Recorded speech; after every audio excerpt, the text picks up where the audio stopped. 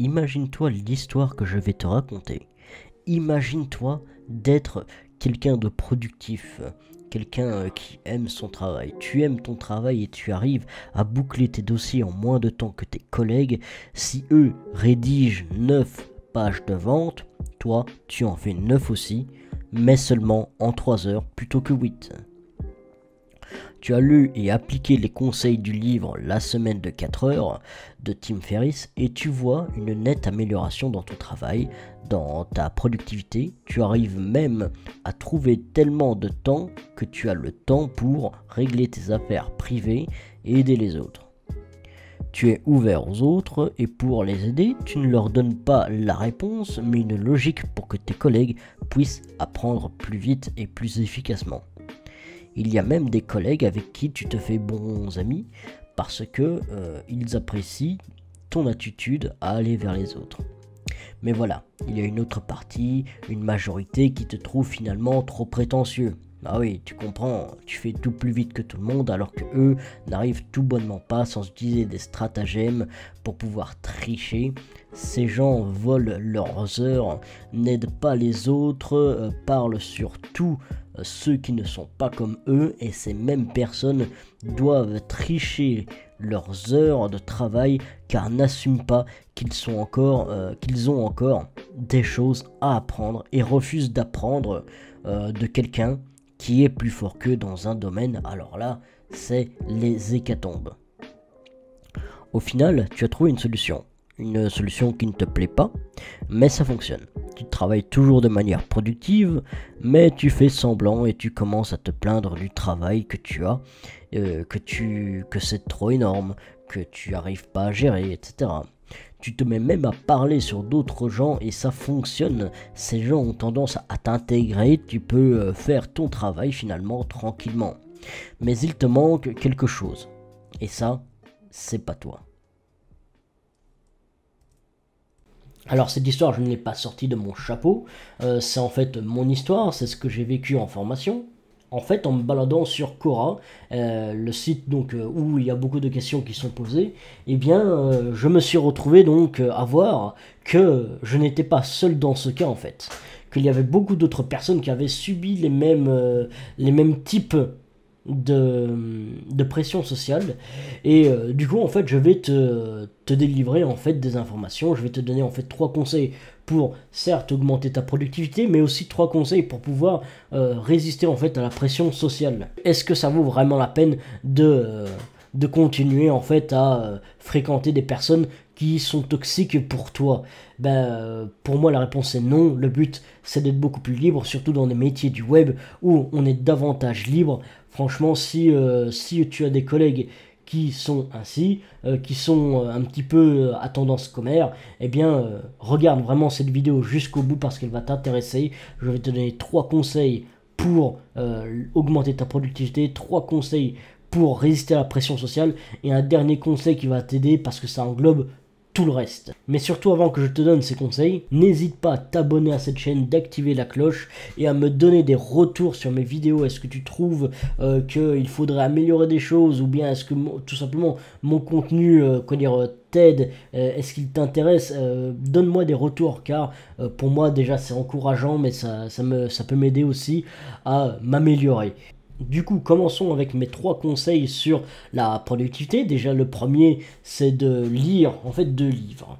Donc, le premier livre, c'est La semaine de 4 heures par Tim Ferriss, qui est, je ne vais pas résumer le livre, mais il a lui-même donc vécu à peu près le même type de situation, et il explique justement comment aussi augmenter en fait en productivité. C'était quelqu'un qui était déjà très productif et qui au travers de son livre vraiment partage comment est-ce qu'il a fait pour devenir beaucoup plus productif et tout simplement travailler 4 heures par semaine et gagner assez bien d'argent. Tandis que l'autre, je t'invite donc à lire Avaler votre crapaud par Brian Tracy si je ne me trompe pas. C'est un livre en fait qui va vous aider à éliminer en fait la procrastination. Ouais, parce qu'en fait, on te dit basiquement, voilà, tu as une tâche horrible, tu ne l'aimes pas du tout, et bien c'est cette tâche-là que tu vas faire et tu vas la faire bien. Et bien que ça paraît un petit peu brusque, eh bien, ce livre, moi, m'a beaucoup aidé justement pour éliminer la procrastination et donc être beaucoup plus productif. En deuxième conseil, moi, je te conseille de bien préparer des plans d'action avant de passer à l'action. Pour petit exemple, j'ai fait donc un projet donc en stage, une application, et il s'est passé quoi? C'est que je me suis vraiment axé sur la beauté donc de l'application, et je me suis pas du tout dit est-ce que c'était seulement faisable au niveau du code, est-ce que c'était facile, est-ce que c'était pas mieux d'agencer d'une autre manière. Je ne me suis pas bien organisé. D'où il vous faut vraiment penser utilisateur et développeur friendly, et après en fait développer des objectifs SMART. Donc je te laisse donc te renseigner qu'est-ce que sont des objectifs SMART, mais justement faire ce genre d'objectif te permet de te voir avancer et surtout d'avancer de manière efficace. Moi en tout cas, dès que j'ai commencé mes stages, j'aurais bien voulu donc avoir ce genre de conseils, car je le vois maintenant, j'aurais pu gagner beaucoup de temps. Alors ensuite, comme troisième conseil pour la productivité, c'est ne fais pas que travailler. Et si tu travailles en fait 8 heures par jour, ce qu'il se passe c'est que tu vas très vite finir fatigué et tu ne seras même plus productif pour la suite de ta journée si tu as des projets sur le côté, mais surtout tu ne vas rien apprendre de ta journée. Le pourquoi? Il y a des études qui disent tout simplement que c'est faux, il ne faut pas en fait retenir, donc étudier plusieurs heures d'affilée pour retenir quelque chose, c'est faux. Il faut retenir une information, il faut lire une information et après laisser le temps à ton cerveau pour décanter. C'est comme en fait la digestion. Si tu manges, eh bien il te faut un temps pour pouvoir digérer. Mais si tu manges sans arrêt, sans digérer, eh bien tout simplement, ton corps aura un problème.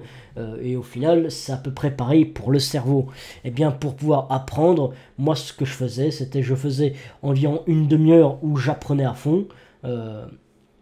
Et ensuite, ce que je faisais, c'est que je me prenais 10 minutes, un quart d'heure de pause. Tandis que si tu travailles, je t'invite plutôt à faire du 50 minutes donc de travail et 10 minutes, un quart d'heure de pause. Ça laissera vraiment le temps en fait à ton cerveau de pouvoir emmagasiner chacune des choses. Par exemple, quand tu as un bug sur un de tes programmes, eh bien il vaut mieux faire une pause car justement ton cerveau va pouvoir décanter, tu vas pouvoir trouver des idées pour résoudre ce bug. Et maintenant en fait mes conseils maintenant pour le mindset, pour pouvoir en fait résister à la pression sociale. Donc à peu près comme le premier conseil que j'ai donné juste avant, eh bien il te faut lire 2 livres que je conseille. Tout d'abord, c'est L'art subtil de s'en foutre. C'est un très bon livre, en fait, tout simplement pour s'en foutre efficacement. Ça paraît bizarre, mais en fait, ça te permet tout simplement de ne pas avoir... de ne pas en fait t'en faire quand une personne donc commerce sur toi ou bien commence à te faire de la pression sociale. Eh bien justement, ce livre va t'expliquer comment pouvoir résister en fait à cette pression sociale et rester en dehors du cadre, tout simplement en étant l'esprit tranquille. Le deuxième livre, c'est Comment développer l'autodiscipline. Alors, que tu connais ou que tu ne connais pas l'autodiscipline, c'est à petit peu près l'art de créer des habitudes. Tu te crées des habitudes pour pouvoir en fait avoir un certain comportement qui te permettent d'être plus productif par exemple, ou pourquoi pas en fait de trouver des habitudes justement pour ne pas avoir à écouter ce genre de commérage. Donc 2 livres que je conseille vraiment. Ensuite, donc mon deuxième conseil pour la partie du mindset pour résister à la pression sociale, eh bien en fait c'est de s'entourer de personnes bienveillantes, du moins une majorité de personnes bienveillantes, parce qu'en fait on ne peut jamais réellement tout contrôler, mais voilà, si forcément tu restes avec des personnes malveillantes, eh bien ce qui va se passer c'est que tu vas finir par devenir toi-même une personne malveillante. Tout simplement parce qu'on dit que nous sommes la somme des 5 personnes que nous fréquentons le plus. Donc si tes 5 personnes de ton entourage proche sont des commères, sont des personnes malveillantes, eh bien tu vas finir par devenir comme eux. Tu vas finir par absorber cette mauvaise énergie. Tandis que si tu te retrouves à justement t'entourer de personnes bienveillantes, eh bien ce qui va se passer c'est que vous allez finir par créer un cercle vertueux entre vous.